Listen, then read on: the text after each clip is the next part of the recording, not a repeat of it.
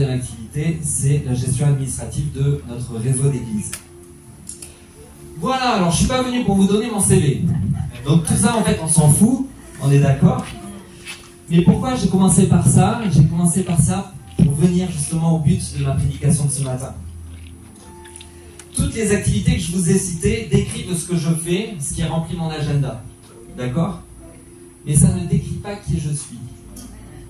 Vous ne me connaissez pas plus en connaissant tout ce que je fais. Et quelque part, on s'en fout de tout ce que je fais, n'est-ce pas? Vous savez juste, voilà, ce qui remplit mon agenda. Et je crois qu'à un certain moment de notre vie, nous avons besoin de faire le point sur nous-mêmes. De s'arrêter dans tout ce qu'on fait pour faire le point, mais qui je suis? Qui je suis? On a besoin de se recentrer sur qui nous sommes, sur ce que désire Dieu pour ma vie. Qu'est-ce qu'il désire vivre avec moi dans la relation de proximité? Donc maintenant, si je vous dis que ce qui me fait vibrer à l'intérieur de moi, c'est l'unité des chrétiens. Ah, ensuite là, vous me connaissez un peu plus. Si je vous dis que ce que Dieu a déposé dans ma vie, c'est un esprit de réconciliation, d'amour, là, vous me connaissez un peu mieux encore. Et je crois que dans cette période de l'Avent, Noël, dans cette période dans laquelle on est, ce deuxième dimanche de l'Avent, je crois que c'est le bon moment pour se poser la question, pour s'arrêter dans nos activités et pour se retrouver devant Dieu en disant: mais Seigneur, qui je suis? Qu'est-ce que tu dis de moi? Qu'est-ce que tu veux faire à travers moi? Qu'est-ce que tu as déposé en moi et que tu veux que je mette à ton service? Alors, dans ces temps-là, est-ce que j'accepte de m'arrêter pour faire un point avec Dieu, pour me recentrer sur l'essentiel, me recentrer sur son cœur, sur son appel sur ma vie? Et plus j'avance dans le temps, plus je me dis qu'on peut facilement se retrouver piégé par nos emplois du temps, par le fait de faire. On a tout le temps plein de choses à faire. Et puis plus on travaille avec Dieu, et plus on a des trucs à faire. Et on se retrouve piégé, là, dans plein de choses à faire, pour Dieu ou non. Et quelque part, on manque le but, on manque la cible. Le but, la cible, c'est d'être avec Dieu. Être avec lui. Il est important de comprendre que nous ne nous définissons pas par ce que nous faisons, mais par qui nous sommes. Ce n'est donc pas je fais et donc je suis, mais c'est je suis et donc je fais. Et c'est important de le comprendre dans ce sens-là. Je suis d'abord et après je fais. Et on voit à de nombreuses reprises, comme ça a été dit encore ce matin en introduction par le pasteur Alan, que dans la Bible, Dieu entreprend des choses grandioses avec des hommes imparfaits. Waouh! Et je crois qu'on a besoin de changer quelque part notre regard. Parce que si on fait le point sur nous-mêmes, si on se regarde soi-même, de suite, qu'est-ce qu'on va voir? On va voir notre péché. On va voir ce qu'on a fait de mal. Mais le péché ne nous définit pas.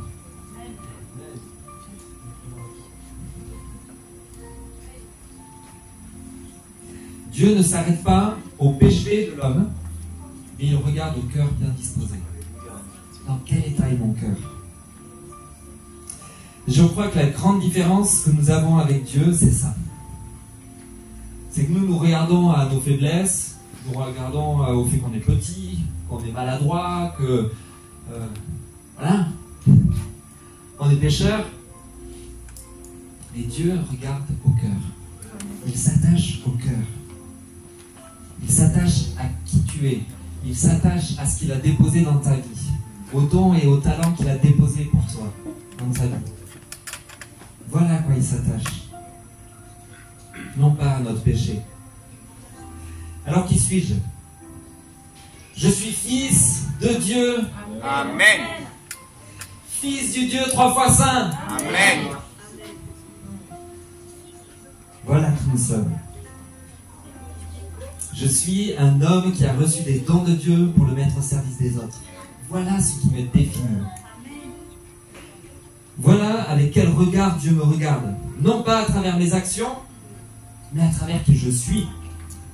Et c'est pour cela que nous avons besoin de développer cela dans notre relation personnelle avec Dieu au quotidien.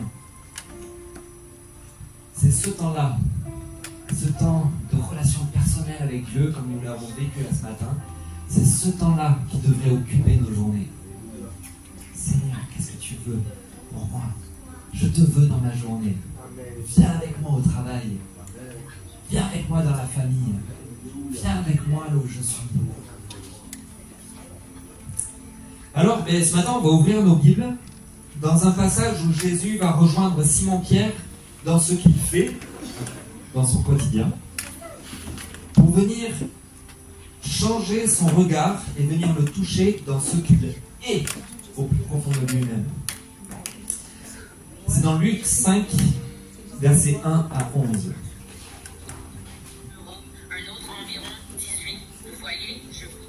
Luc 5, versets 1 à 11. Comme Jésus se trouvait auprès du lac de Génézareth et que la foule se pressait autour de lui pour entendre la parole de Dieu, il vit au bord du lac 2 barques, d'où les pêcheurs étaient descendus pour laver leurs filets. Il monta dans l'une de ces barques, qui était à Simon, et il le pria de s'éloigner un peu de terre. Puis il s'assit, et de la barque, il enseignait la foule. Lorsqu'il eut cessé de parler, il dit à Simon, « Avance en pleines eaux, jetez vos filets pour pêcher. » Simon lui répondit, « Maître, nous avons travaillé toute la nuit sans rien prendre. Et sur ta parole, je jetterai le filet. » L'ayant jeté, ils prirent une grande quantité de poissons, et leurs filets se rompaient.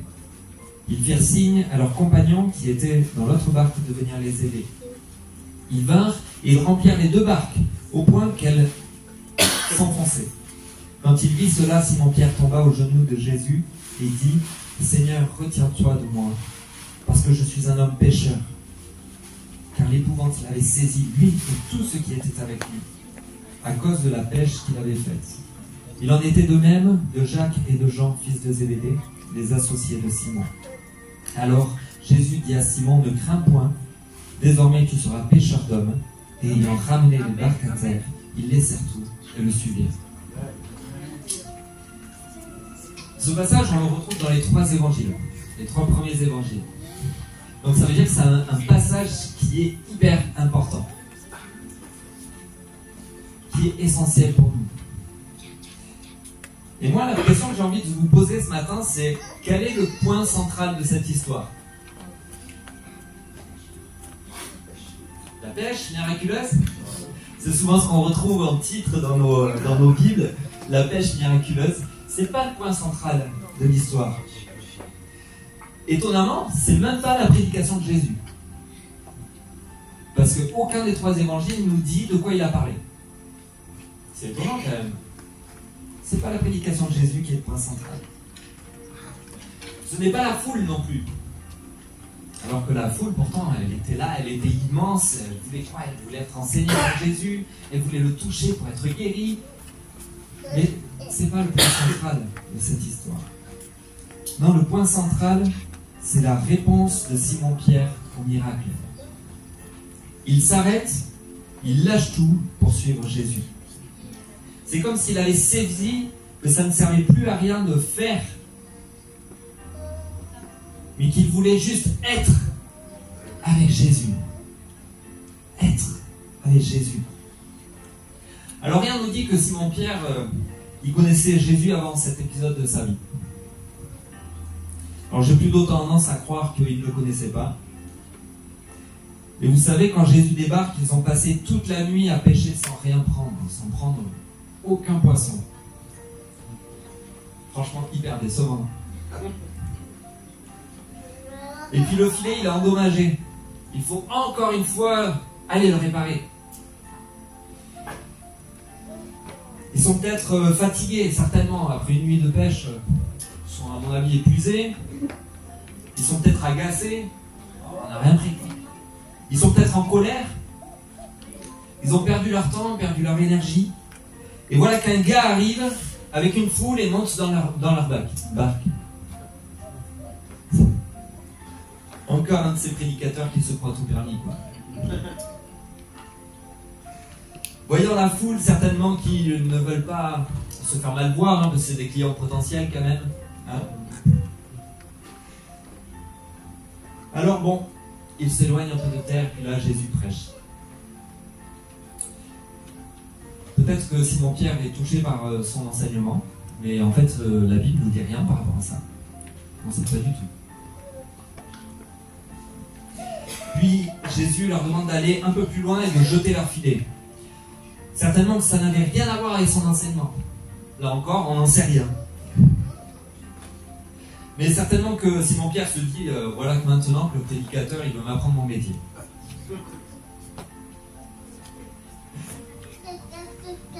Je pense qu'il devait être un peu agacé quand même. Mais la question que je me pose, c'est pourquoi il y va? Là, il n'avait plus la foule qui était autour de lui à le presser. Il n'avait plus aucune obligation. Pourquoi il y va? Pourquoi il obéit? Les filets sont pliés. La nuit a été crevante. Pourquoi il y va?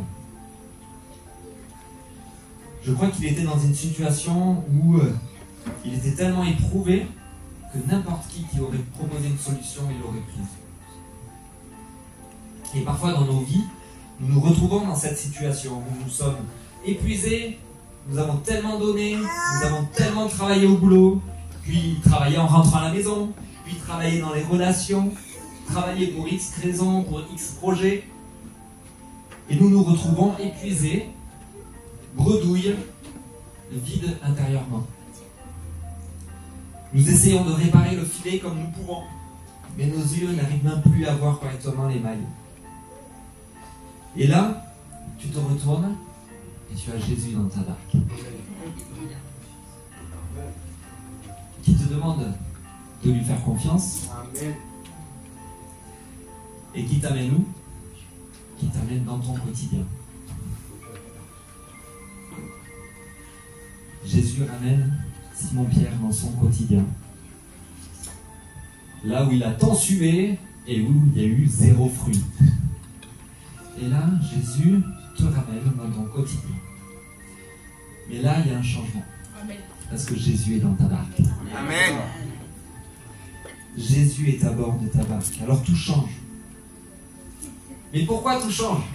C'est pas tellement sa présence en fait, ce qui fait que ça change. C'est l'obéissance à sa parole. Il dit à Simon, avance en pleine eau et jetez vos filets pour pêcher. Simon lui répondit, Maître, nous avons travaillé toute la nuit sans rien prendre. Mais sur ta parole, je jetterai le filet. Sur ta parole, je jetterai le filet. Sur ta parole, je me mets en action. Et là, avec l'obéissance, vient le changement. Et le changement, ce n'est pas que d'un coup, il y a plein de poissons. Bien sûr, il y a plein de poissons et c'est là et ça vient. Mais d'un coup, ce qui est le point central pour Simon-Pierre, le changement, c'est d'un coup, le filet n'a plus aucune importance pour lui. Ce filet qu'il attendait voir si plein n'a plus aucune importance pour lui. On le voit à la fin de ce passage. Ayant ramené les barques à terre, ils laissèrent tout et suivirent Jésus. Tout ce qui avait de l'importance pour lui, à ses yeux, avant, il laisse tout et je me suis. Accepter d'obéir à la parole de Dieu change ton regard sur ton quotidien. Les choses qui étaient si importantes avant ne le sont plus, parce que tu as Jésus dans ta barque qui t'amène vers la vraie importance. Amen. Non pas le faire, mais l'être avec Jésus. Être avec Jésus. Un peu plus tard, Jésus dira à la foule dans Luc 6, au verset 46, « Pourquoi m'appelez-vous Seigneur, Seigneur, et ne faites-vous pas ce que je dis ?» Vous savez, l'être humain a soif de spirituel, de surnaturel. Et là, on est fort pour dire, Seigneur, Seigneur, guéris-moi, touche-moi, bénis-moi, donne-moi des finances, donne-moi un local. Seigneur, viens m'aider à réussir dans ma carrière. Viens m'aider à réussir dans ma famille. Mais par contre, quand il s'agit d'obéir à la voix de Dieu, là, il faut dire ce qu'il y a, on est beaucoup moins présent. Seigneur, arrête de me parler là, de ça, d'accord? Je préfère être dans le sacrifice pour toi. Ah, même, tu vois, je viens tous les dimanches. Tu vois ce que ça me coûte de venir près de toi. On préfère être dans les sacrifices plutôt que dans l'obéissance. Mais on a besoin de changer. Parce que comme le prophète Samuel a dit, l'obéissance vaut mieux que les sacrifices. Amen. L'obéissance vaut mieux que les sacrifices. Quand nous mettons l'obéissance à Dieu en premier, il n'y a plus de place pour les sacrifices.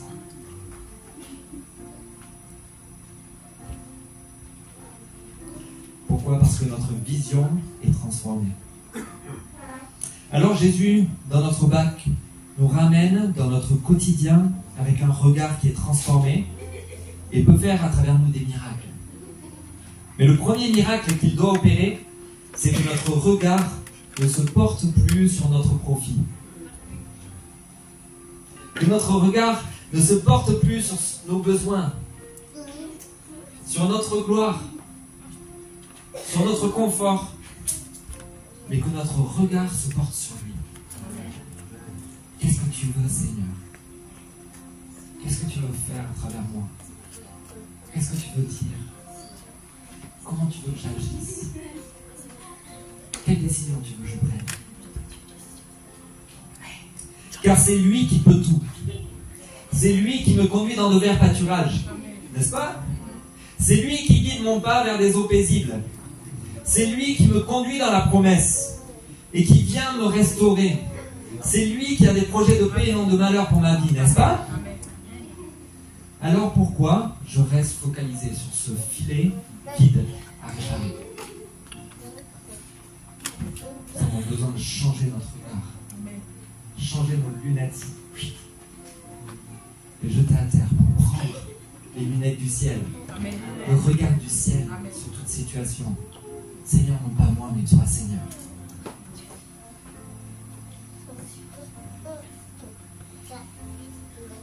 Dans ce temps de l'Avent, ce temps où nous nous préparons à fêter la naissance de Jésus, je veux nous encourager à nous arrêter pour faire le point. Quelle est la vraie priorité? Est-ce que j'ai conscience que Jésus est dans ma barque, dans mon quotidien? Est-ce que j'ai besoin de changer de lunettes pour voir avec le regard du ciel et non le mien? Est-ce que je suis en train d'accomplir ma volonté ou la sienne? Est-ce que je veux revivre une année comme 2024 où je décide que 2025 sera une année différente? Une année plus dans la présence de Dieu. Une année où il est là dans ma barque qui me conduit plus loin. Où il transforme mon regard. Matthieu 6, versets 22 à 23. Les yeux sont comme une lampe pour le corps. Sinon tes yeux sont en bon état, ton corps entier jouira de la lumière. Mais si tes yeux sont malades, tout ton corps sera plongé dans l'obscurité. Si donc la lumière qui est en toi est obscurcie, dans quelle ténèbres profondes te trouveras-tu? Ah Seigneur, change notre regard. Change nos lunettes, Seigneur. Touche nos yeux, Seigneur. Que nous puissions voir avec ta vision, Seigneur. Romains 12, verset 2.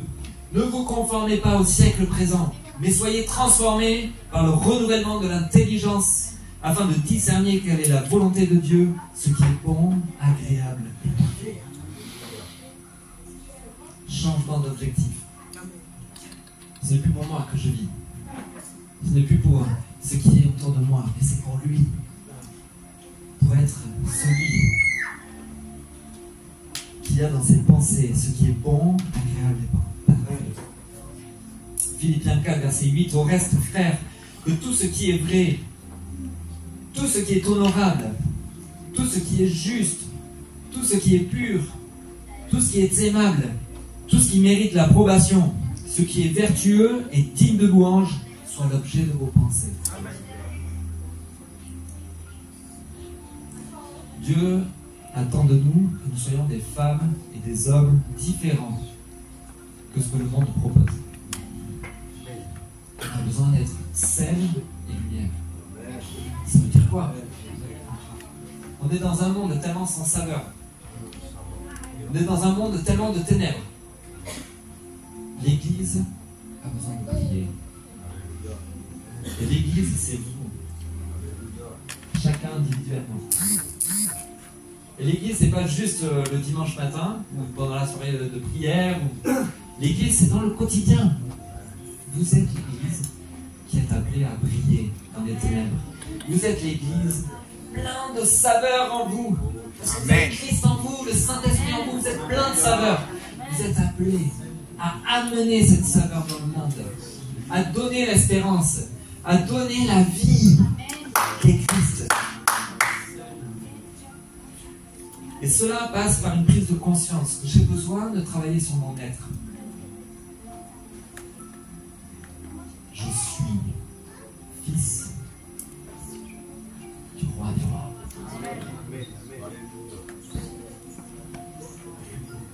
Et ainsi, en travaillant l'être, alors on peut faire. Il n'est plus faire pour nous, faire pour l'Éternel, les armées. Dieu ne veut pas faire des nations des croyants. Il ne veut pas faire de toi et de moi un croyant. Et pourtant, bien souvent, nous nous retrouvons comme de simples croyants. Pourquoi? Parce qu'on a fait retomber la puissance du Saint-Esprit en nous. On a besoin de revivre, comme Josué l'a dit, de revivre la puissance du Saint-Esprit en nous. Dieu ne veut pas faire de toi un croyant, mais il veut faire de toi un disciple. Quelqu'un qui laisse tout sur la table pour le suivre. Qui laisse le filet rempli de poissons pour suivre Jésus. Alléluia. Quelqu'un qui abandonne ses soucis du quotidien entre ses mains. Sachant qu'il peut tout. Pour le suivre, pour être dans sa présence. Que notre regard soit renouvelé. Que notre intelligence soit renouvelée. Jésus ne veut pas juste que tu connaisses ses bonnes œuvres. Parce que l'ennemi aussi les connaît. Mais il veut t'appeler, ou plutôt il t'appelle, à sa suite. Il veut que tu en fasses à ton tour, une fois que tu auras pris conscience de qui tu es. Tu es fille? Tu es fils? Oui? Non? Ouais? On est la même famille? Ouais? Alors on peut faire pour l'Éternel des choses grandioses. Il veut pas juste que tu connaisses la foi, il veut que tu la vives. Amen. Vous savez, la foi qui déplace les montagnes. Pas juste la connaître, mais la vivre. La foi qui apaise les tempêtes. La foi qui ouvre la mer. La foi qui guérit les malades, qui transforme les vies. Voilà à quoi nous sommes appelés. Tu crois que tout ça est réservé à une élite? Mais tu devrais. C'est réservé à une élite. Mais j'ai une excellente nouvelle. C'est que nous sommes l'élite. Tu es l'élite. Tu es fils et fille de Dieu. Fils et fille de celui qui a vaincu toutes choses à la croix. Fils et fille de celui où tout genou fléchit devant lui. Fils et fille du Dieu créateur qui a créé les étoiles, la terre, tout ce qu'elle renferme. Tu es fils et fille. Tu rends tu compte la puissance qui est la tienne, de l'autorité qui est la tienne, et de l'amour avec laquelle Jésus nous a aimés.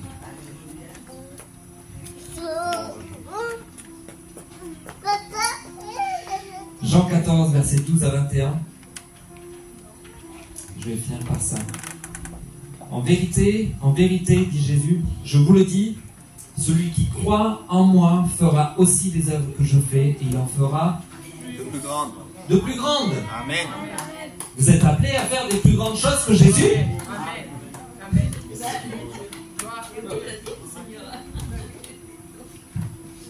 La Bible ne ment pas, hein? Celui qui croit en moi fera aussi des œuvres que je fais. Il en fera de plus grandes, parce que je m'en vais au Père. Et tout ce que vous demanderez en mon nom, je le ferai, afin que le Père soit glorifié dans le Fils. Si vous demandez quelque chose en mon nom, je le ferai. Si vous m'aimez, gardez mes commandements. Et moi, je prierai le Père. Et il vous donnera un autre consolateur, afin qu'il demeure éternellement avec vous, l'Esprit de vérité, le Saint-Esprit qui habite en nous. Alléluia. Et un peu plus loin, celui qui a mes commandements et qui les garde, c'est celui qui m'aime. Et celui qui m'aime sera aimé de mon Père. Je l'aimerai et je me ferai connaître à lui. Alléluia. Si nous l'aimons, nous gardons ses commandements. Nous gardons la parole qu'il nous dit. Et nous obéissons. Et alors que nous obéissons, Dieu peut transformer notre regard. Dieu peut transformer notre identité. Pour que ce ne soit plus le péché qu'on fait qui nous qualifie. Et que ce soit la réalité du cœur du Père et de ses yeux. Mon fils, ma fille bien-aimée, viens auprès de moi. Alors ce matin, je veux vous inviter à une introspection et quelque part à un accueil de nouveau à la présence de Jésus. Seigneur, plus de toi.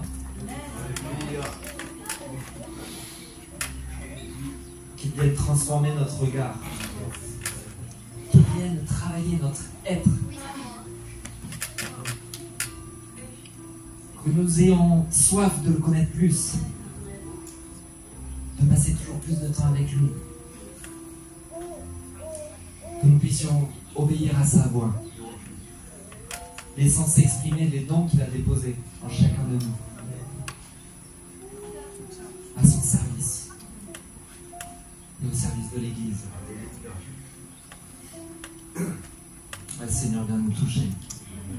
Viens renouveler, Seigneur, ton onction. Viens renouveler ta présence en nous, Seigneur. Nous avons faim et soif de toi. Nous avons faim et soif de toi. Plus te connaître. Plus être aligné avec ta pensée, avec tes plans, tes projets pour nos vies. Seigneur, change notre regard. Change nos lunettes, Seigneur, face à telle ou telle situation qui serait compliquée, difficile.